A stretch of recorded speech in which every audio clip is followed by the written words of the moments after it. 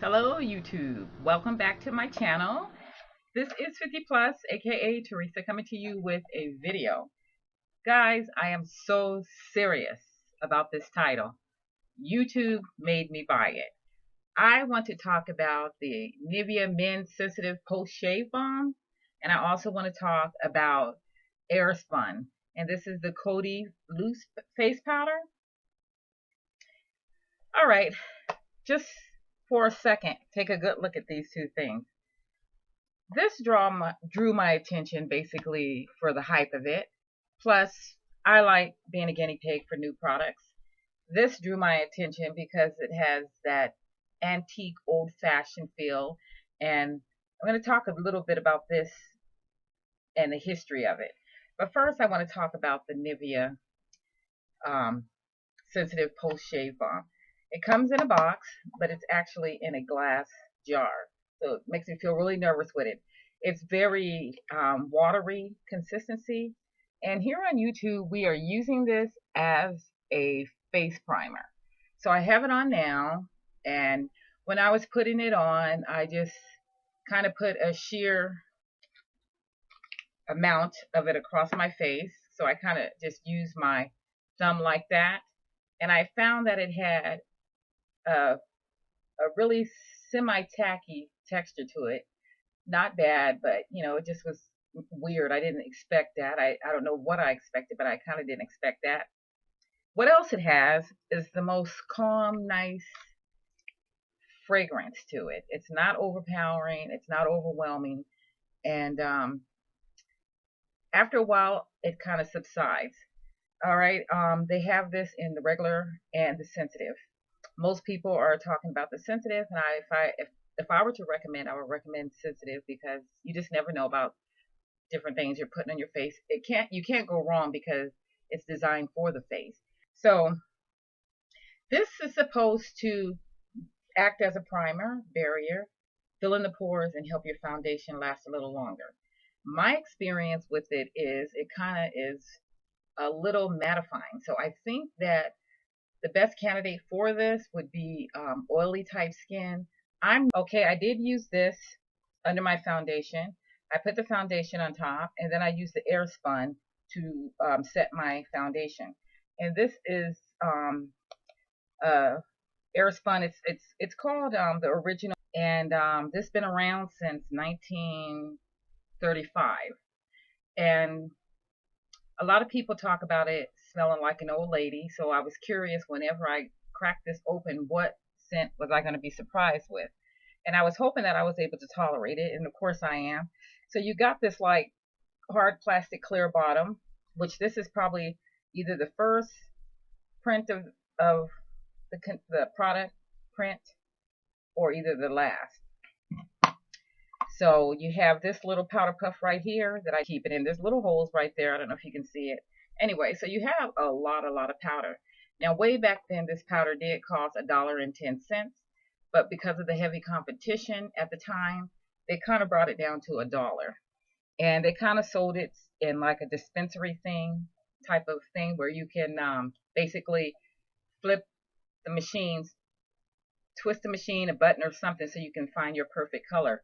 I did pick it up in Naturally Nude, and I think it's the most translucent it will come in. It doesn't seem to give any type of cast or really affect my foundation, so I'm glad about that. I was a bit more curious, so I decided to pull up some history on it. And so I got a little bit of information that I just want to share with you. So right now it's saying that this is also part of how the packaging look, where the whole container is covered with that print, whereas the one I have, it's just on the top, which I like this one better. This one really looked old lady-fied. Oh, and speaking of the smell, it has a scent. It's not bad at all, people. It's not bad. Then you have this dispensary here, what I was talking about. And then you have the manufacture process, the setting powder. Okay. And then you have also few little, if you can see that, some types of packaging that they had. So it's like about 4 different packaging this powder came in.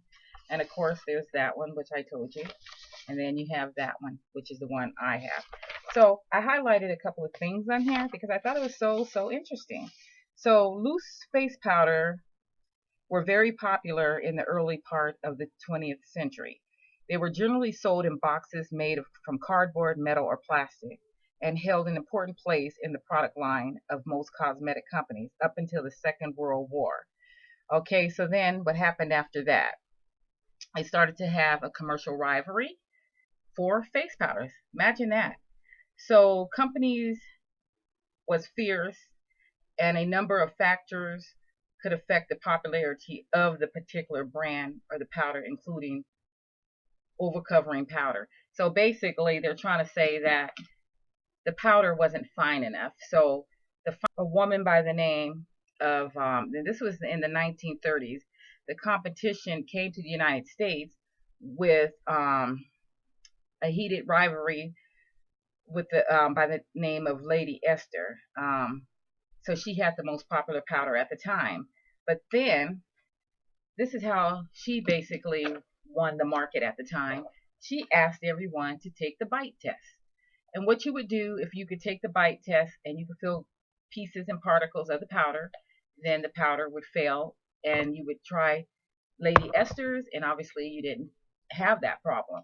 So that was what that bite test was all about. So that was her marketing campaign. That was her approach for that, and it was very effective. And it's called the bite test if you ever want to look that up. So then here come 1934, and COTY, this brand COTY, it secured the exclusive rights to a new manufacturing process using air powdered micronizers that improved Coty's face powder, and just as importantly, gave them a new marketing angle. From now on, their powders would be called would be marketed as AIRSPUN. So they even kept it simple, you guys. Although they used air and like a drone, and they had like the air spinning the powders around like so many miles per hour, and it just spun around so that each particle would bang against itself until it just became finer and finer. And then at some point it would go through the sifter, and only the finest would be able to go through the sifter, and that's how you would get the finest powder. And then also it was able to evenly distribute the scent to it and the colors to the powders. But the thing about it is, they kept it simple. I think the packaging is simple. I think the name is simple. It's AIRSPUN, and that's basically how it's made. So there you have it, a little bit of history. I hope you enjoyed the video, you guys. And right now, like I said, I'm wearing them both. The only thing that I would have to say about these two things thus far is this is scented, this is scented. It's a lot for the face. So I know that at some point it all dies down, but initially, until it dies down, it is a little overwhelming. Two different scents, and they're kind of like, well, they're subtle, but because they're so close to your nose, it's kind of really up there. So give this a thumbs up, and I will see you on my next video.